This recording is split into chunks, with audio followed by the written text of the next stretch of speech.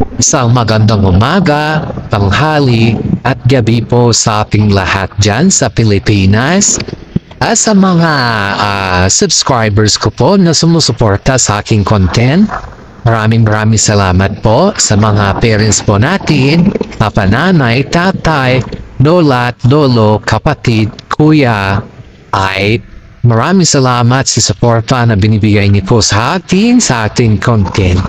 Lalong-lalo na po sa ating Panginoong may kapal dahil binibigyan po niya tayo ng wisdom, knowledge, and understanding para makabuo po ng aking content or sa ating content ng update sa ating itulo sa buhay. Mabuhay ka, Panginoon, at salamat din sa pang-araw-araw na binibigay mo sa amin. Napagkain at hindi lamang po yan, kundi maraming salamat din po sa binibigyan sa amin na buhay na kung saan po ay lahat ng problema ay nalulutasan namin dahil po sa iyo. Dahil nananalig po kami sa iyo at yan po ang ating dasal at pasasalamat po. God bless po sa ating lahat. Umpisahan na po natin ang update sa King Pao at iba pang showbiz update ganap po. Okay, alright. Umpisahan na po natin ng King Pao update at iba pang showbiz ganap. Okay. Ang topic po natin sa ngayon is about po sa King Pao na kung saan marami talagang humahanga sa kanila. Dito natin makikita na ang kanilang supporters ay tagahanga. At hindi lamang po na tagahanga, kundi isa sila sa mga sikat at nagpasikat sa kanilang dalawa.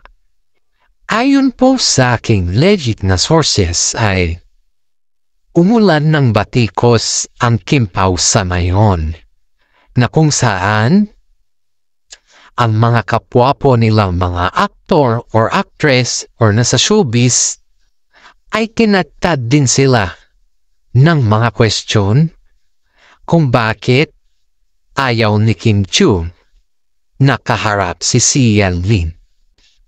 Hindi naman lingid sa ating kaalaman na ang Sian Lim na yan ay hindi siya makapag-focus sa kanyang girlfriend na presence sa ngayon dahil ginamit pa niya si Ogie Diaz para sa ganon ay makausap niya si Kim Chiu at may mga peaceful or settlement daw sila.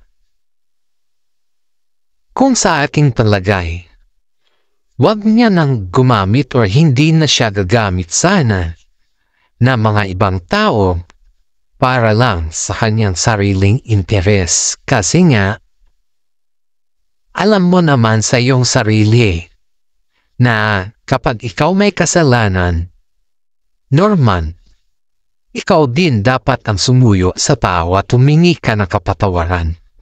Dahil ang humingi ng kapatawaran sa kapwa mong tao ay isang senyales na ikaw ay mabuting tao at hindi ibig sabihin na kapag humingi ka ng kapatawaran sa kapwa mong tao ay ikaw ay isang padapan. That's not the proper way to judge other people in this world. Ika na nila, kapag ikaw ay marunong tumanggap ng iyong kasalanan, ikaw ay bigyan ng maraming blessings. At kapag ikaw ay nagpakumbaba, mas marami ding taong nagmamahal sa iyo niyan. That's why Sian Lim is acting like weird now because may mga gagamitin pa siya o ginagamit pa niya mga tao para lambawin ba si Kim Chiu sa ngayon. Kaya nga po, marami sa ngayon ang bumabatikos sa King Pao kung bakit hindi pa daw gustong ayusin ni Kim Chiu ang kanilang mga kumbaga problema. Ayon na naman sa aking legit na sources, ay sabi naman ni Kim Chiu na wala naman silang problema at palaging inuulit yan ni Kim Chiu sa mga netizen or sa mga kanyang mga supporters na ano daw ang kanilang aayusin, wala naman daw silang problema. Which is very true kung papakinggan natin at kung i-analyze natin yung sistema. That is very true kasi nga, ba't mo naman naayusin ang isang problema kung wala namang problema, di ba? Or for just only for the movie. Marami kasing nagsasabi na si Sian Lim sa ngayon ay parang may nilulutong movie. Which is kapag makausap daw na si Kim Chiu or kapag malinawagan daw lahat ang mga issues, baka makakaroon daw sila ng movie ni Sian Lim. That was confirmed.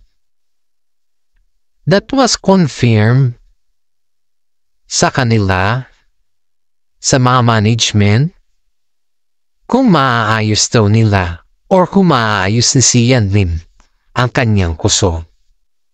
Which is, we don't know kung kailan naman gustong humarap si Kim Chiu sa mga interview patungkol sa kanila ni Sian Lim. Kaya nga po, marami sa ngayon ang nambabas sa Kim Pao tambalan dahil sa hindi na matay-matay ni issue about sa excess na yan. Excess luggage na sinasabi po nila. Okay. Punta naman po tayo sa career ng Kim Pao sa ngayon. Sa kasagsagan po ng career or karera ng Kim Pao sa ngayon, kakibat talaga ang may mga buzzers na matatalim na magsalita at may mga buzzers na ubod ng negatibong comment sa Kim Pao sa ngayon. Ayon po sa aking legit na sources ko ay magte-take a break muna sila Paolo Avellino saka si Kim Chiu, which is sa Baguio po sila pupunta, but it's not today or yesterday or next month. Hindi po ngayon at saka hindi din po next month. Pero they have already opinion na sila ay magte-take a break para daw iwas na naman sa mga maraming stress na kanilang nasasagap sa mundong kanilang ginagalawan. Dadako na naman po tayo sa bookingan factor sa kanilang dalawa. May mga kaibigan talaga tayo or sila Kim Pao na ubod ng close na nila or di kaya very, kumbaga ba is kapatid na ang turingan nila. Hindi mo naman kasi may iwasan sa isang magbarkada na ikaw ay binubuking dahil hindi ka nga nagsasabi kung ano talaga yung meron sa inyo ng iyong girlfriend. What I mean is, ang mga barkada ng Kim Pao, binuking sila ni Kim Chiu sa Showtime na kung saan nagko-host doon si Kim Chiu sa Showtime. At ito naman si Kim Chiu, syempre, hindi naman niya masabi talaga yan na ano talaga meron sa kanila kasi that is called showbiz eh. Pag showbiz kasi pinag-uusapan, marami kasi sa showbiz ang nagtatago kung ano talaga yung tinatawag natin na sistema sa kanila. And that is, we cannot deny that one dahil iyan po ay kalakalan sa showbiz eh. We cannot deny the fact na alangan naman na sabihin ni Kim Chiu sa loob or sa labas ng publiko, diba? Lalo't sikat na sikat sila ni Sian Lim. Sikat na sikat sila ni Sian Lim sa ngayon sa pambabas. At alam naman din natin na si Kim Chiu ay kapandem niya si Paolo Avellino. Ito yung update sa ngayon Namataan kasi si Paolo Avellino sa kanyang shooting na kung saan ay may katawag siya. At yun ay tinawag niyang babe. Siyempre, sa inyong lagay, sino kaya ang babe na tinatawag ni Paolo Avellino or nakatawag ni Paolo Avellino sa kanyang cellphone? I-comment down below niya lang po kung alam niyo kung sino yan. Tayo ay i-updating ko po kayo kung sino yan. Ngayon, tinawag siya, may katawag siya at tinawag yung katawag niya na babe. Ang sabi niya, hindi pa ako tapos dito at mamaya, susundin na lang kita after this. Babe na lang kita after this. Yun daw ang sabi ni Paolo Avellino habang siya ay nagsishooting. Sa mga opinion po na makagaya nating content creator, sa mga followers nila ay usap-usapan na naman or bulong-bulungan na naman na si Kim Chiu daw yung katawag niya. Which is, hopefully nga, si Kim Chiu ang kanyang katawag. Kasi nga, marami na naman sa ngayon sa mga fans ang tinatanong si Paolo Avellino kung sino talaga yung katawag niyan, babe. At doon po nagumpisa ang sinasabi nilang pagbubuking sa kanila ni Kim Chiu. Dahil nabuhos si Kim Chiu sa Showtime at biglang may tumawag sa kanyang cellphone. And that is called, may mga rumors na naman na konektado si Kim Chiu sa tawag ni Paolo Avellino. Habang si Paolo Avellino naman ay nagsushooting at gano'n naman po si Kim Chiu sa kanyang trabaho sa Showtime. Kaya na maraming netizens sa ngayon ang sinasabi na ano kaya nangyari at bakit nagkakonek-konekan ang dalawa. Sa tingin niyo ba, sino kaya yung katawag ni Kim Chiu, di ba? Sino kaya yung katawag ni Kim Chiu at bakit kaya siya tinawagan ng tao na yon? So, ibig sabihin ba, si Paolo Avellino na ba yun? Si Mr. Right ba yun? I-comment down below niyo lang po kasi may I love you pa sa kanyang huling tawa. Okay, alright. Dako na naman po tayo sa blind items na kung saan ay may blind items po ako sa inyo. Ito ay isa sa mga artista ang mayroon sa ginagamparan na bagong movie ng Cat Dance sa ngayon. About po tayo dito sa Cat Dance, which is ipo-connect po natin ng Cat Dance sa artista na to at sa Kim Pao. Ang artista na to ay isa sa pinaka kumbaga is naging idolo siya ng maraming mga netizen din. Ito ay actress na hindi naman siya masyadong sikat, pero dahil nga konektado siya sa Cat Dance at saka sa Kim Pao, ay naging sikat siya sa pamamarahan ng mga iba't ibang bahagi ng industriya. Naging extra din kasi siya sa mga movie ng Cat Dance at movie din ng Kim Pao. Kaya iko-connect ko po sa Kim Pao para malaman ng lahat. Ang artistang or yung actress na to ay may ginagampanan role na kung saan ay isa din siyang nagsabi or nambas sa Kim Pao. Ang sabi nga niya sa Kim Pao, basahin ko po ang comment niya na kung saan talagang siyang mag-comment at after that comment na ginawa niya, sinabi niya na ang kanyang account ay nahack. Ito po yung comment niya sa isang content creator. Ang comment niya dito is Absolutely, I don't want the love team Kim Pao.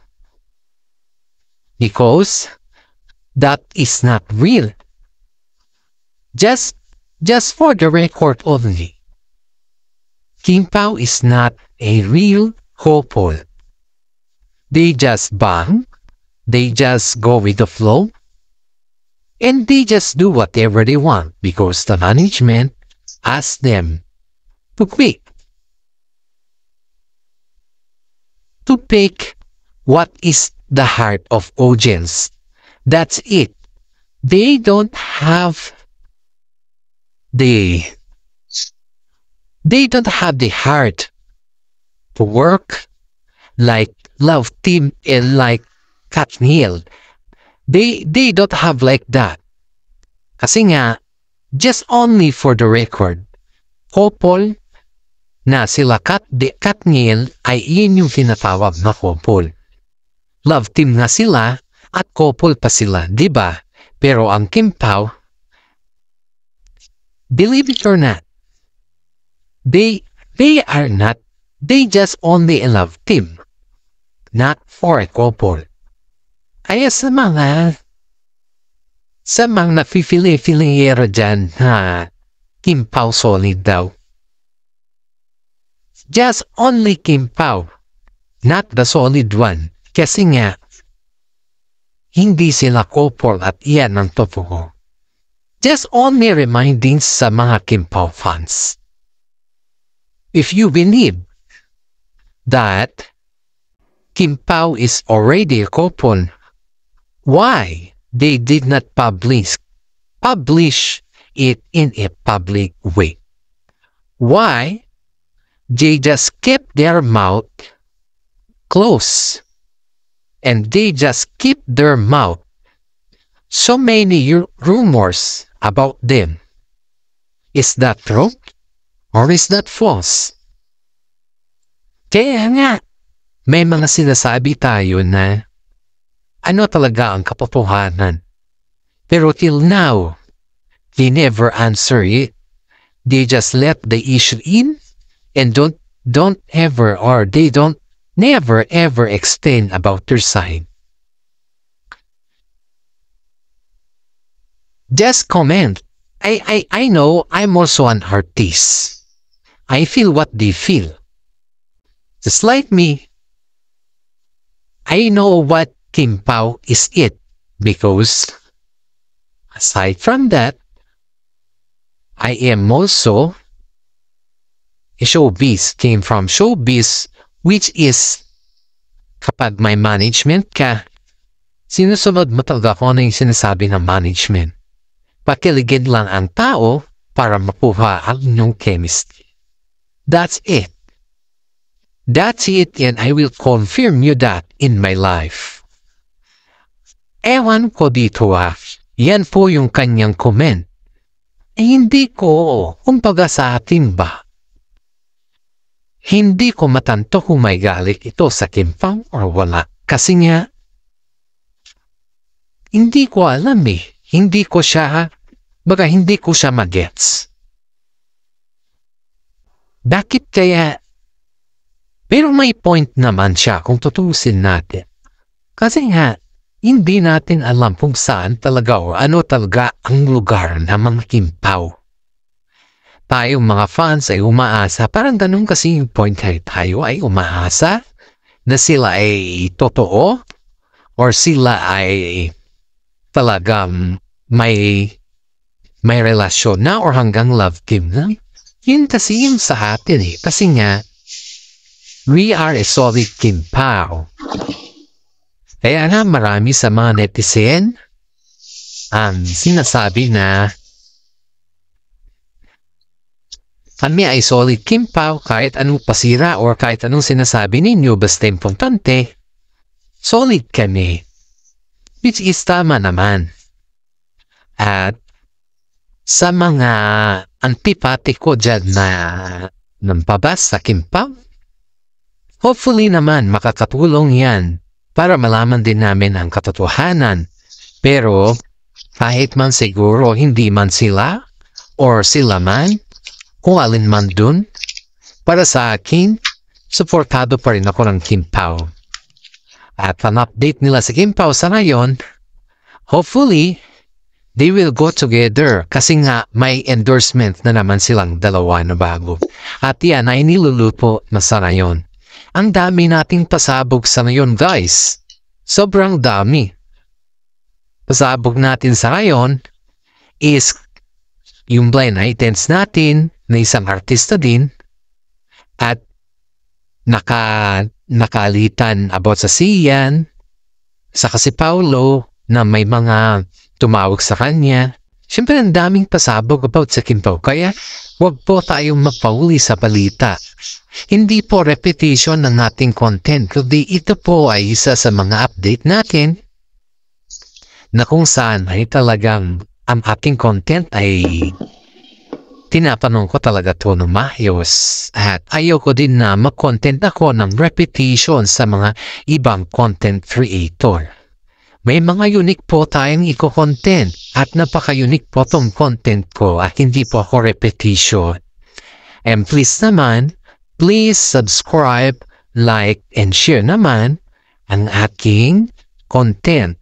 Maraming salamat po at God bless po sa ating lahat. At please update all my vlog. Salamat at God bless again.